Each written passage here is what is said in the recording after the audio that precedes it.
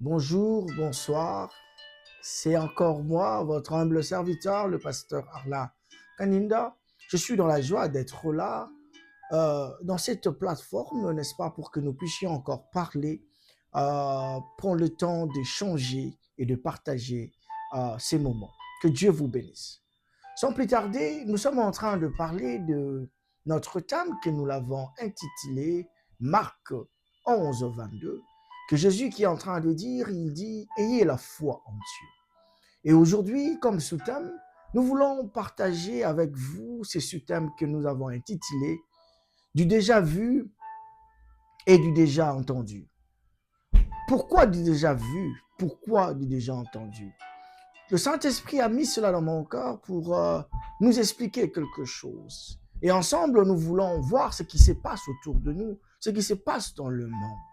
Alors, bien aimé, pour comprendre ce thème, je voudrais vous inviter à comprendre, n'est-ce pas, cet exemple que je vais donner. Il y a quelqu'un qui était en train de marcher et on crie derrière la personne, attention aux voleurs. La personne se retourne et il n'y avait pas de voleur.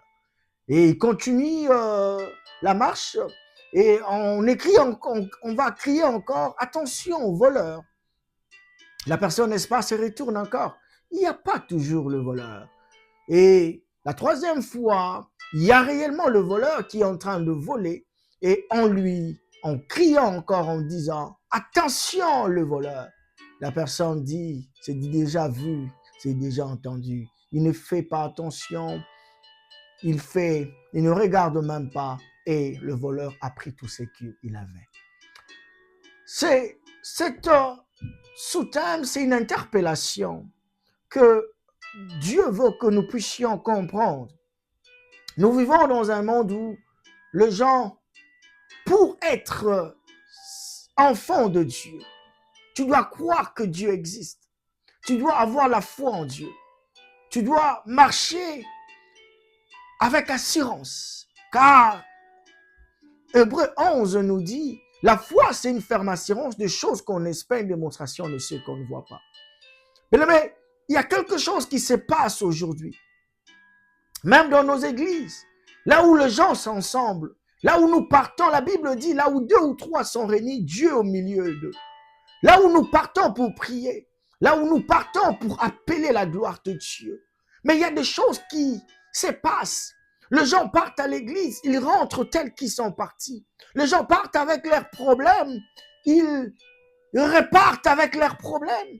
À l'église, il n'y a plus de don de l'esprit. À l'église, il n'y a plus de fruits de l'esprit. À l'église, c'est comme si nous partons pour show up. Nous partons pour que les gens voient que nous partons à l'église. À l'église, les gens ne partent plus pour se convertir. Regarde ce qui se passe. Les gens, ils partent, ils disent, c'est déjà vu, c'est déjà entendu. Nous ne sommes pas en train de vivre de nouvelles choses à l'église. Nous ne sommes pas en train d'expérimenter une nouvelle dimension à l'église. Pourquoi? Parce que la foi a diminué. La foi, le désir de Dieu, ce désir de chercher Dieu n'est plus dans nos cœurs. Du jamais, du déjà vu et du déjà entendu, cela donne place à des gens qui, leur cœur n'est plus à Dieu. Ça donne place à l'endurcissement du cœur. Ça donne place à l'apostasie. Les gens n'ont plus cet désir au devant de Dieu. Bien aimé, aujourd'hui, où sont le miracle?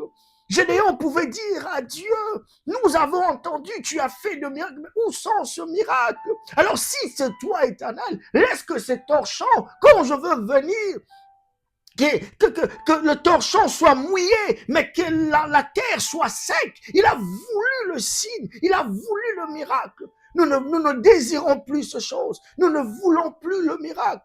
Nous partons à l'église parce que nous disons, c'est déjà entendu, c'est déjà vu. Nous ne partons plus avec cette soif, avec cet désir de rencontrer Dieu. La Bible dit, là où 3 sont réunis, Dieu au milieu d'eux. Pourquoi il n'y a plus cette soif? C'est parce que les gens disent, c'est déjà vu, c'est déjà entendu. Or, déjà vu, il déjà entendu. C'est le lèvre de l'ennemi, c'est la stratégie du diable, la stratégie du malin. La Bible dit, ils viendront à mon nom, ils feront de miracles à mon nom, mais je ne les connais pas. Aujourd'hui, le diable a envoyé, il a équipé, il nous a envoyé de faux prophètes, de faux pasteurs, il nous a mélangés pour que les gens deviennent incrédules. Quelle incrédulité, quelle apostasie règne dans nos églises, dans nos cœurs. Les gens, il y a certains qui ont abandonné la foi parce qu'ils ont subi des choses par tel pasteur, par telle chose. Bien aimé, laissez-moi vous dire, Dieu est notre unité de mesure. C'est Jésus, seul Jésus qui est notre Dieu. Nous ne partons pas à l'église pour un pasteur. Nous ne partons pas à l'église pour quelqu'un. Nous partons pour rencontrer Dieu. Nous partons parce que nous avons un rendez-vous divin. Nous partons parce que nous avons soif de rencontrer Dieu. Mais tu vas voir à l'église, les gens partent à l'église pour montrer leurs habits. Les gens partent à l'église pour dire j'étais là, pour dire que j'étais à l'église. Mais il n'y a pas cette soif de Dieu. Ou qu'est-ce que nous faisons? La Bible dit, quand Dieu a dit à Moïse, va me rencontrer à la montagne, il y avait cette soif, il y avait ce désir. Mon frère, du déjà vu, déjà entendu. C'est le piège de l'ennemi. C'est ce que le diable impose dans nos vies pour que quand réellement le pouls viendra, que nous soyons distraits. Au moment où ils ont lancé ces choses, regardez ce qui se passe. Oh, Jésus revient bientôt. Les gens disent, oh non, vous dites toujours comme ça. Depuis vous avez commencé de dire, Jésus revient bientôt. Makoleza Nanzela, qu'il est en train de marcher. Il ne vient pas il y a des années, il y a 2 mois, il y a de jours et de jours. Ça n'arrive pas. Il va venir quand? C'est dans cette distraction, quand nous sommes en train d'annoncer, attention, les gens regardent, ils ne voient rien. Nous crions encore, attention, les gens regardent, ils ne voient rien. Mais non, quand nous crions, attention, les gens ne veulent plus regarder. C'est ce que nous sommes en train de vivre. Les gens, ils se disent, j'ai déjà entendu, j'ai déjà vu cela. Bien-aimé, ce que je suis en train de dire, c'est réel. On ne part pas à l'église parce qu'on a déjà entendu, parce qu'on a déjà vu. On part à l'église parce que nous avons soif. Nous sommes enfants de Dieu parce que nous avons soif, parce que nous désirons des choses, parce que nous désirons cette rencontre avec le Seigneur, parce que nous sommes ces créatures, nous sommes ces adorateurs, nous sommes les agents que Dieu a placés sur cette terre pour sa gloire. Nous sommes là où nous sommes, dans notre entourage, dans notre vie. C'est pour la gloire du Seigneur. Pourquoi nous partons? Pourquoi nous partons à l'église? Pourquoi nous avons cru? Pourquoi nous sommes chrétiens? Si ce désir est en train de disparaître, le problème c'est parce que ce désir est en train de disparaître, parce que la foi est en train de disparaître ainsi dans notre cœur. Celui qui a l'apostasie, c'est lui qui est incrédule, il n'a plus la foi en lui. Il commence à voir les choses selon sa pensée, selon la chair, selon ses imaginations, selon ses désirs, selon ses bons vouloirs. Bien-aimé, le chant de Dieu est réel. Dieu est réel. Dieu vient, il vient bientôt, bien-aimé. Regarde ce qui se passe dans le monde. Il dit, quand vous verrez ces choses, dites-les-vous. Regarde le cœur des hommes. Les gens peuvent tuer quelqu'un comme ça.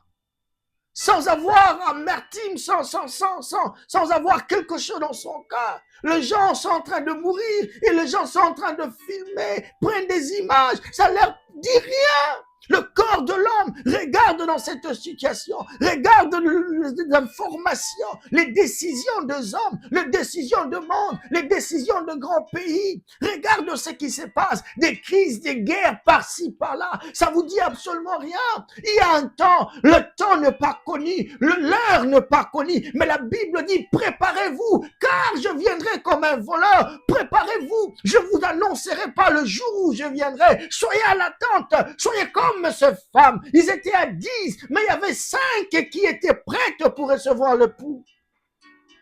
Le pouls arrive, bien-aimés. Le pouls arrive et il arrive bientôt. Soyez prêts, Église. Gardons la foi. Sortons de cette distraction du diable. Oh, tel pasteur a fait. Nous ne prions pas pour le pasteur. Tel évangéliste a fait. Tel prophète. Nous ne sommes pas de là parce que le diable a planté ses agents. Il a infiltré l'Église. La Bible, c'est Jésus lui-même qui parle. Il dit, ils viendront à mon nom. Ils feront de miracles. Pourquoi le miracle ont disparu? Parce que les gens ne croient plus à ces choses. Pourquoi le miracle ont disparu? Parce que les gens n'ont plus foi à ces choses. Nous avons le don qui Dieu a placé dans notre vie. Nous avons de choses, de puissance que Dieu a placées dans notre vie. Mais l'Église, corps de Christ, Église, épouse du Christ. Où est partie l'efficacité? Où est partie la force? Où est partie la foi? Où est partie ces choses? Oh, j'aime Pierre. Pierre voit Jésus qui arrive avec la connaissance qu'il avait. Il a péché toute la nuit. Il n'y avait rien. Mais Jésus lui dit, allons-y encore. Pierre dit, oh, il n'y a rien. J'ai péché toute la nuit. Je n'ai rien trouvé. Mais sous ta parole, je rentre encore. Oh, bien-aimé, ne regarde pas ce qui t'entoure, ne regarde pas ce qui se passe autour de toi. Garde foi en toi, garde foi en Dieu, regarde Dieu encore. Base ta vie sur ce que tu crois, base ta vie dans la volonté de Dieu. Tu as déjà vu, déjà entendu.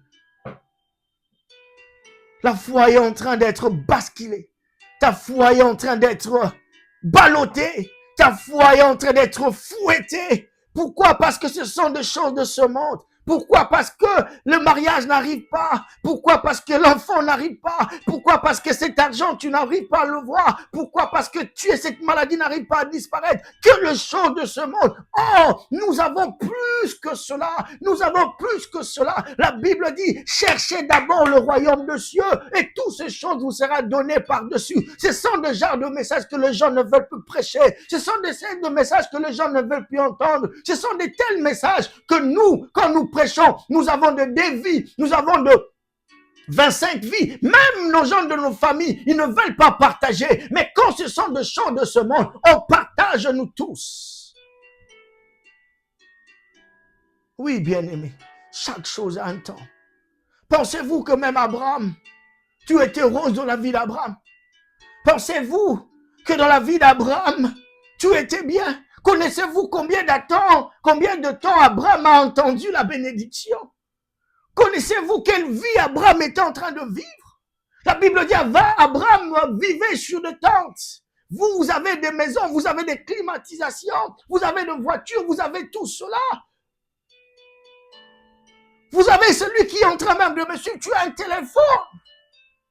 Mais la vie que ces gens vivaient, la Bible dit, il y a un homme qui a fait 38 ans. Est-ce que ton problème a fait 38 ans? C'est pas ça le problème. Le problème, c'est des garde-fous en Jésus. Oh, j'aime Job. Job pouvait dire, je sais que mon Rédempteur s'élèvera le dernier. Je n'ai pas besoin de dire jamais vu. Jamais entendu. J'ai besoin de quoi? J'ai besoin de quoi? J'ai besoin de me préparer. J'ai besoin de me conserver. J'ai besoin de me garder pour la gloire de Dieu, pour pour la gloire de Dieu, pour la gloire de Dieu. Non, bien-aimé, garde-toi pour la gloire de Dieu. Je suis venu te dire, oh, après cette vie, après la mort, il n'y a que le jugement. Bien-aimé, si Christ ne vient pas aujourd'hui, la mort peut venir demain. Mais comment tu te prépares? Quelle est la place de ta vie? Voilà pourquoi nous avons cette jargon que nous disons, le rendez-vous du ciel. Tu ne le rateras pas. Le rendez-vous du ciel, tu ne le rateras pas. Il y a cet rendez-vous qui est attaché à ta vie. Maman, sors de ce problème, sors de ces jalousies, sors de ces rancines, sors de ces choses. Concentre-toi pour ta vie, pour Christ. Christ arrive bientôt. Et il dit, quand je viendrai, trouverait-il encore la foi en vous? Trouverait-il en vous la foi? Ou vous seriez en train de dire, c'est du déjà vu, du déjà entendu. Parce que tu as déjà entendu, parce que tu as déjà vu. C'est alors que, bon, je suis en train de chiter, je prie avec une sœur. La sœur est venue me trouver, me dit, pasteur, j'ai besoin de me marier. On a commencé à prier, je dis, Dieu me dit, tu vas te marier. La sœur me dit, pasteur, j'ai déjà entendu ça longtemps. Très, très longtemps. Les gens me disent, j'ai fait des rêves moi-même, je vois ça, je vois ça.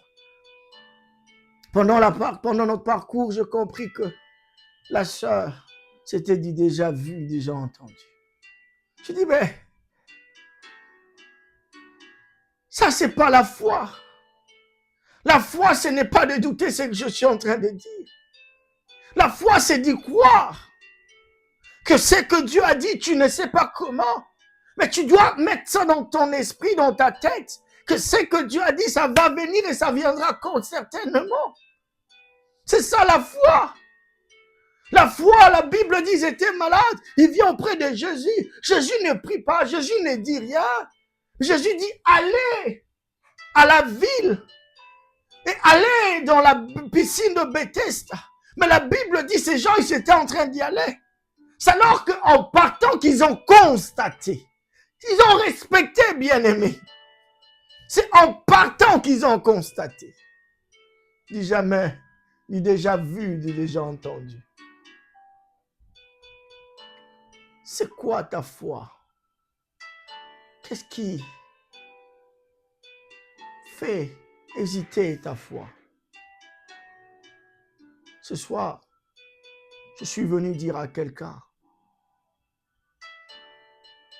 c'est que Christ a dit dans ta vie, peu importe le temps, peu importe les circonstances, peu importe le moment. Oh, j'aime l'apôtre Paul. L'apôtre Paul pouvait dire, qu'est-ce qui me séparera de l'amour du Seigneur? Ce n'est ni la chaleur, ni le vent, ni le matériel, ni l'argent, ni la voiture, ni le mariage, ni les enfants. Qu'est-ce qui nous séparera de l'amour de Dieu? Qu'est-ce qui te séparera de cet amour? Job pouvait dire, je sais que mon Rédempteur est vivant et s'élèvera le dernier. C'est que tu sais dans ta vie. Ça arrivera certainement. Ne doute pas, bien-aimé. Sors de cette incrédulité. Nous avons des incrédules qui partent à l'église tous les jours, qui disent Amen, mais au fond, ils ne croient plus. Nous avons des gens qui reçoivent des paroles, qui ont déjà atteint cette apostasie, mais qui continuent à aller à l'église. Ça ne passe plus. Il y a même quand tu prêches, ils commencent déjà à calculer, ils commencent déjà à voir, c'est déjà entendu. C'est pas la foi. La foi, c'est de croire. Comme un enfant qui tu dis, je pars, je reviendrai avec ceci. Il n'a pas besoin de calculer. Papa est sorti, papa a laissé sa wallet, papa a laissé son porte-monnaie, papa est sorti, papa a l'argent. Est-ce que papa là où il est parti? C'est pas son problème. Son problème, c'est prendre ce que son papa a dit. Je suis sorti et je vais rentrer. Je suis sorti et je veux venir. C'est de croire à la promesse. Voilà pourquoi Habakkuk pouvait dire, je suis à mon poste et j'attends. Même si ça tarde, j'attends-le. Je sais que ça va s'accomplir. C'est ça la foi. Ce n'est pas du jamais vu, du déjà entendu, du déjà vu. La foi, c'est ce que je sais. Je ne sais comment ça va arriver, par qui ça va arriver, comment ça va arriver. Je ne sais pas. Mais ce que je sais, ça va arriver certainement. Qui te dit déjà vu, dit déjà entendu? Commence à croire, commence à désirer, commence à porter ton cœur dans la profondeur de ces choses, commence à porter ton cœur dans cette soif de voir Dieu. Si tu n'as soif, si tu n'as pas soif, tu ne reçois rien. Si tu ne désires pas, tu ne reçois rien. Si ton cœur n'est pas là, tu ne reçois rien. Voilà pourquoi nous partons, nous rentrons, il n'y a rien. Voilà pourquoi dans l'église, il n'y a plus de miracles. Voilà pourquoi à l'église, il n'y a plus de puissance. Pourquoi? Tu déjà vu, déjà entendu. Oh, notre Dieu a dit, vous ne savez pas qu'est-ce qu'un jour peut enfanter. Vous ne savez pas qu'est-ce que demain vous prépare. Vous ne savez pas comment Dieu planifie. Vous ne savez pas car les voies de Dieu ne sont pas les voies des hommes. Ici, je suis venu te dire, arrête de dire c'est déjà vu, déjà entendu. Crois, crois, donne ton cœur à ces choses. Donne ton cœur à ces choses. Désire ces choses. Et sois prêt et prête, car tu ne sais pas le jour où le Seigneur viendra. Tu ne sais pas, maman. Tu ne sais pas, papa. Soyons prêts. Soyons prêts. Soyons prêts. Tu ne sais pas le jour où le voleur viendra. Que Dieu vous bénisse.